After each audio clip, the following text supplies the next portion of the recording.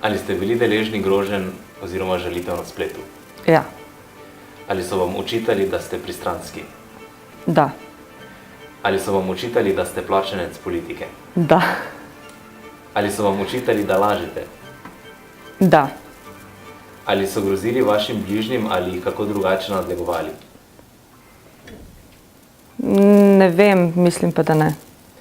Ali so vam kdaj skušali preprečiti objavo prispevka oziroma vas prepričati, da česa ne objavite? Da. Ali so vas kadarkoli s čimerkoli skušali podkupiti oziroma odvrniti od poročanja s podkupnino, nagrado ali darili? Razen z verbalnimi grožnjami ne.